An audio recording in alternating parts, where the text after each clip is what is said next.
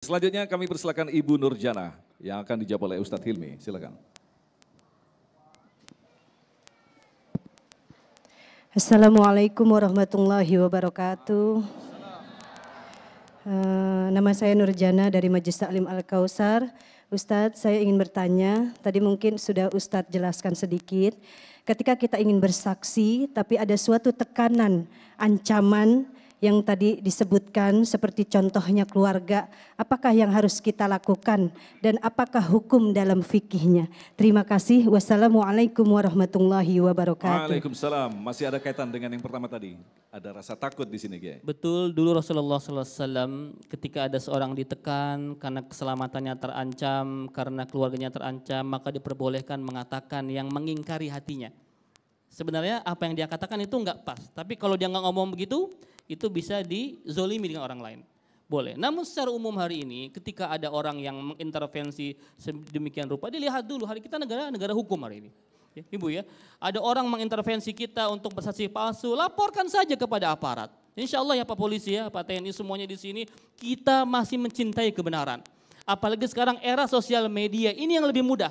Ketika ibu mengadu kepada aparat mungkin tidak didengarkan misalkan, ya karena ibu mungkin bukan siapa-siapa, maka kita punya the power of social media. Dan hari ini banyak orang mengungkapkan curhatannya, kegelisahannya, sebagainya di sosial media. Dan ketika itu viral, ketika itu booming, maka akan lebih mudah untuk menggiring opini masyarakat.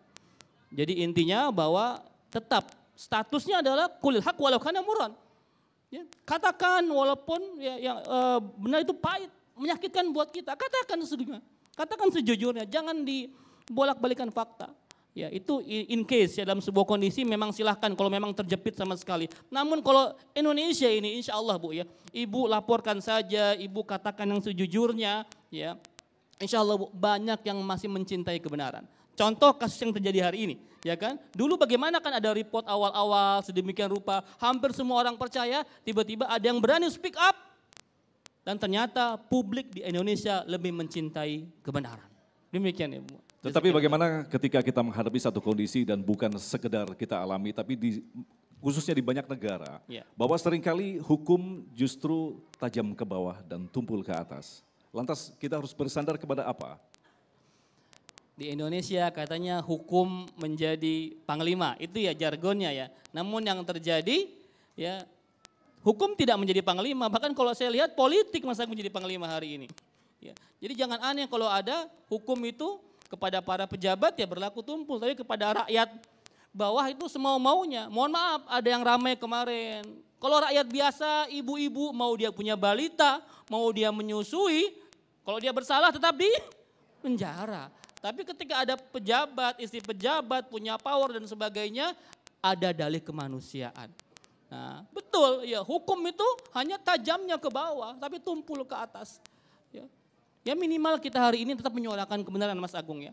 Nah inilah saya bilang tadi, kekuatan sosial media itu sangat penting. Kita viralkan yang seperti ini, bahwa di negeri ini ternyata yang katanya hukum jadi panglima itu masih banyak pengingkaran terhadap kebenaran.